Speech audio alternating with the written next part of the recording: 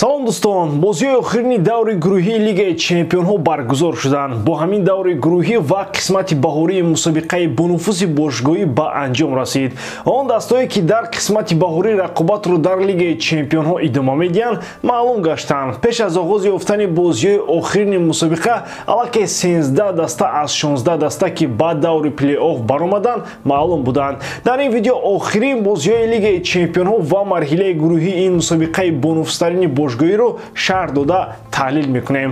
Лайки қиматбоҳои худро гузоред то ин ки видео ба дигарон бештар паҳн шавад. дӯстон, баъди Лигаи Чемпионҳо ҳамавақт Лигаи Аврупо мегузарад ва имрӯз низ маълум мегардад ки кадом дастҳо ба плей-офф рохат мегиранд. Тамошои ҳамаи рақобатҳоро бо сарпарасти видеои мо ширкати 1x боз ҳам ҷолибтар гардонед. Дар он ҷо регистратсияи осон, пур кардани маблағ аз тамоми гӯшаву канори дунё, вале аз ҳам муҳим, бонус то ҳаҷми $100 дар аввалин пардохт бо промокоди AMG 0777 ссилкаи бозӣ дар комментарияи ин видео. Интригаи аз ҳама калон дар гурӯҳи марг буд. Аз аввали даври гурӯҳӣ рақобатҳои ҷолибтарин маҳз дар ҳамин гурӯҳ гузаштанд. Ягона дастае ки аз гурӯҳи F аллакай баромада буд, ин Боруссия Дортмунд мебошад. Мавқеи се дастаи дигар PSG, Ньюкасл ва Милан норӯшан боқӣ монд. Пеш аз оғоз шудани бозиҳои охир дар ин гурӯҳ, Боруссия Дортмунд дар зинаи якум бо 10 хол, PSG дар мавқеи дуввум бо 7 хол, Ньюкасл ва Милан бо 5 имтиёзӣ дар зинаҳои сеюм ва чорум қарор доштанд. Дар худ ҳифз карда буданд. PSG дар ғалаба бе мушкилӣ аз гурӯҳ мебаромад, аммо Ньюкасл ва Милан дар баробари бозии худ боз маҷбур буданд ки дар Сент Ҷеймс парк баргузор карданд. Дар майдони хонагии Ньюкасл шумораи зиёди мухлисон ҷамъ омаданд. Бозӣ бо ташаббуси Ньюкасл оғоз шуд. Миланиҳо тӯбро ба ин тактикаашон ҳатто ба як зарбаи рост дар нимаи аввал наовард. Ньюкасл бошад бо ҳуҷумҳои паёпаи худ тавонист дар қисми якум имкон заду дастаашро ба пеш баровард. аз нигоҳи тамоми оморҳо пас аз қисми якум шогирдони Эди Хау пешсаф буданд ва аммо Стефано Пиоли хуб медонист ки чӣ кор карда истодааст. Дар нимаи дуввум ҳуҷумҳои Милан ҳам пайдо шуданд. Яке аз чунин ҳамлаҳо ба голи задаи Кристиан Пулишич овард. Милан ба таҷрибаи Жиру ва Пулишич ки соли 2021 қаҳрамони ин мусобиқа шуданд умед дошт. Пиоли маҳз ҳамин ду нафарро аз майдон гирифта, ба ҷои онҳо Окофоро ва Чуквуезеро вориди майдон сохт. Ин ду нафар бо кӯмаки Йович ки ӯ ҳам аз захира ба майдон омад, голи дуввуми италиявиҳоро таъмин карданд.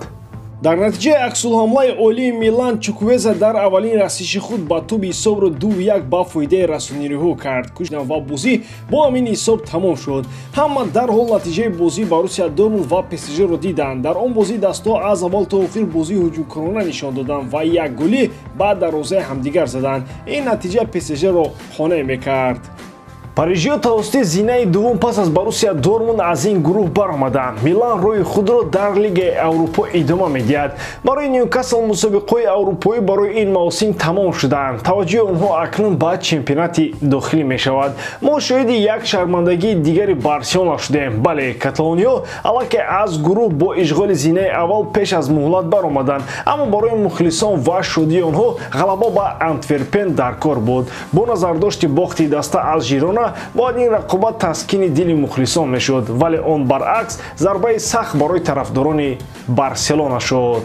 боз ҳам Барселона дар оғози дидор гол сар дод. Ин аллакай баъдан голзанак аз ҷониби ҳардуи даста шурӯъ гашт. Як чизро Барселона дар ин рақобат исбот кард. Бозингарони Барса метавонанд ҳар як имконияти худро бо гол анҷом диҳанд. Барои ду гол задан 50 имконияти голзанӣ лозим нест. Ду имконият бошад бас. Барселона ин рақобатро ҳам бо мағлубият тамом кард. Вақте ки дар нимаи дуввум гӯии ҳисобро баробар кард, умеди ғалаба ҳам пайдо шуд, вале дарҳол Антверпен ҳисобро 3-2 кард. Боз як бохти дигари дарднок барои ин даста.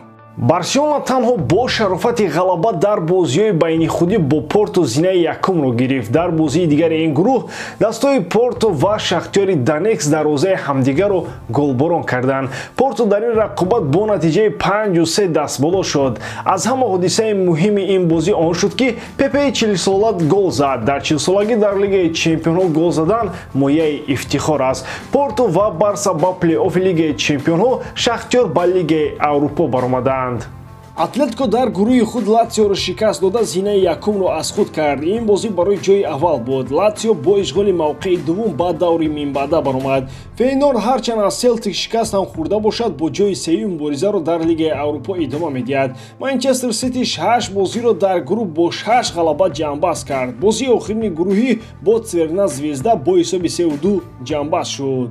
ҷавонони Сити ҳам мастер-класс нишон дода метавонанд. РБ Лейпциг ки аллакай зинаи дуввумро дошт, дар рақобат бо Young Boys ғолиб гашта имтиёзҳояшро бештар кард. Young Boys ба Лигаи Аврупо баромад. мавқеи дастовор дар ин гурӯҳ ҳама пешакӣ маълум буданд. ҳамин тавр даври гурӯҳи Лигаи Чемпионҳо ба анҷом расид. қисмати баҳории он бе Манчестер Юнайтед, Милан ва Ньюкасл хоҳад буд. дар маросими қуръакашӣ дастовор рақибони худро хоҳанд фаҳмид. дар он ҷо ҷуфтҳои даври якашноӣ маълум мешавад. ба ҳамин тамом бори дарам ки эҷодкории ман ба шумо писанд меояд. лайк, комментария ва дар канал обуна шуданро аз ёд набароред. бо шумо мисли ҳар вақта Муҳаммад Гаиров. хай бародарон, дар паноҳи Аллоҳ.